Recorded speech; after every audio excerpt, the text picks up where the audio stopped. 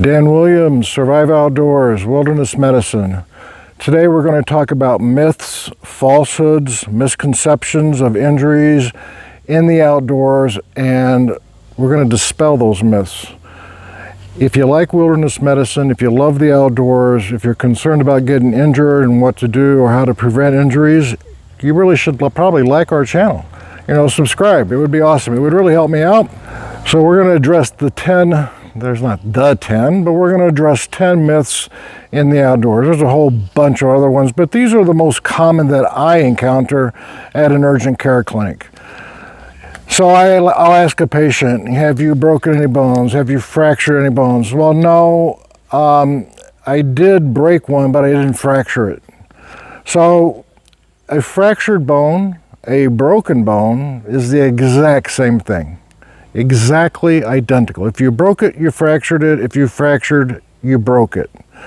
Number 2, and that is, well, I can move my hand, I can move my ankle and foot so it's not broken.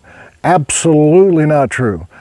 Probably a guesstimate 75% of the fractures I see, everyone can move that joint when they come in. An example is this picture right here.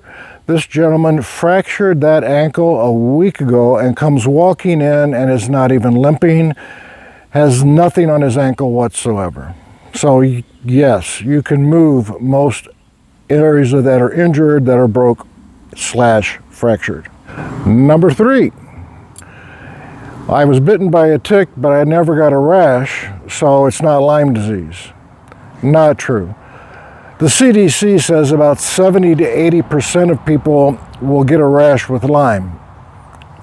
After 40 years of doing medicine, I'm here to tell you it's probably about 60 to 65%, or a person could get the rash and then it fades away.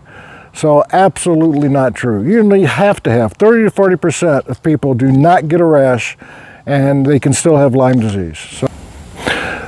So with Lyme disease, basically this rash here is a classic erythema migrans, but if you go to my Lyme videos, I'm going to put those down below. A Lyme rash can present in many different ways. It doesn't have to be the target bullseye, as we've discussed many times. Number 4, and that is, I have a small cut on my hand. There is no way that it hit the bone, or do I have a foreign body in it, or did I cut a tendon?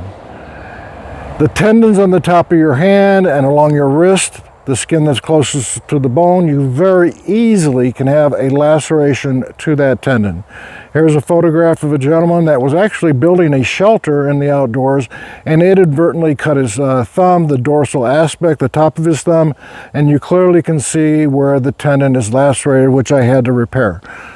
So what I always say is bandage them, splint them in position, and come in and let's check it out. And if you nick the bone, that's a very high concern for a risk of infection. Bone infection is osteomyelitis, and that is a longer course of antibiotics and a close follow-up. So yes, you can nick the tendon, nick the bone with even minor lacerations, especially puncture wounds. So that's number 4. Number 5. I really don't feel cold. I feel pretty warm, so I know I'm not in any stage of hypothermia. Absolutely not true at all. In fact, in some of the beginning stages, you might shiver, but you might feel very warm. Early on, your heart rate's going to increase.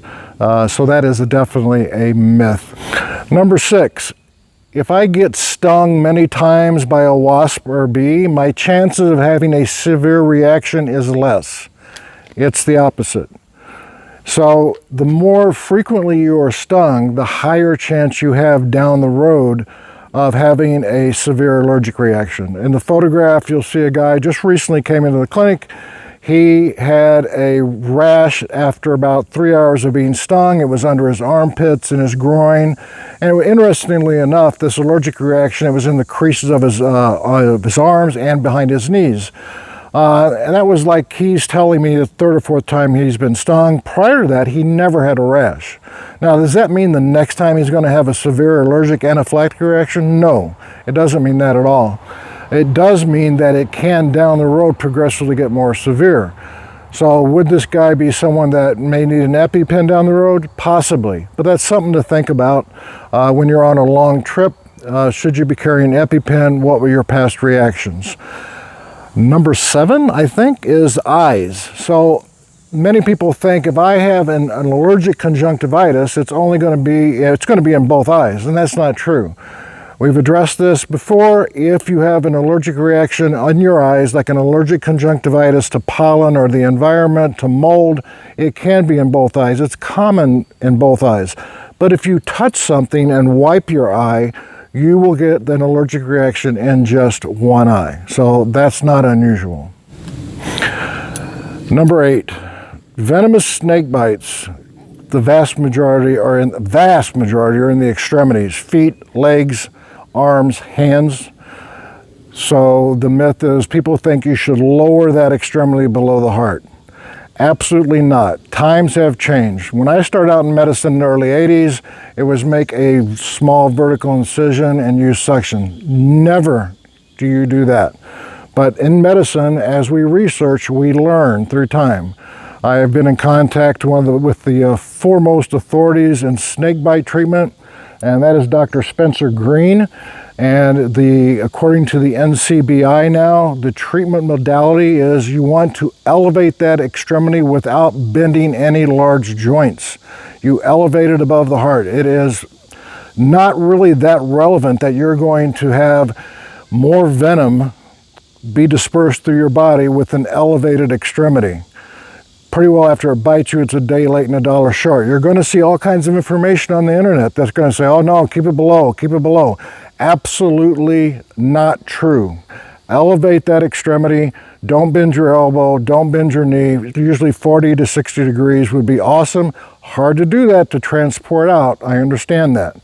If it is an elapid, like a coral snake, in those situations, you want to keep it at the same level and you're going to wrap it as we've talked about in a previous video. Number 9, non-venomous snake bites are really no problem. Absolutely not true. They can be. And all my pet lovers out there that have snakes, I'm sure you'll agree with this. The diet of the animal that bites you is directly correlated to the increased percentage of infection. An iguana, which eats fruit, and that bite, I don't think I've ever seen an infection from that reptile. A non-venomous snake who's eating rats and mice and it's being fed, that saliva is going to be contaminated. It's very common. I've treated a ton of non-venomous snake bites that have become infected. So, not true. A non-venomous snake bite can cause a nasty infection. And number 10, spider bites are really very common, and they're basically diagnosed quite a bit. Absolutely not true. Spider bites are extremely rare, very rare, and most of the time, I don't know, 80 to 90%, the spider bite is not a spider bite. It's actually MRSA, methicillin-resistant Staph aureus. It is an abscess that you get on your body. You could have got it at the gym.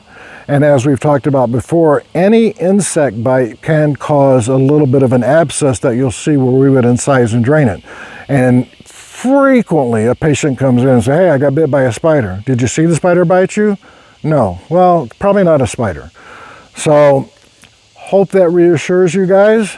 Leave some comments below. Tell me some other myths in the outdoors, and I'll be glad to get back to you. If you like it, give me a thumbs up. Don't forget to subscribe. Keep your eyes on the horizon, your face to the wind. See you next time.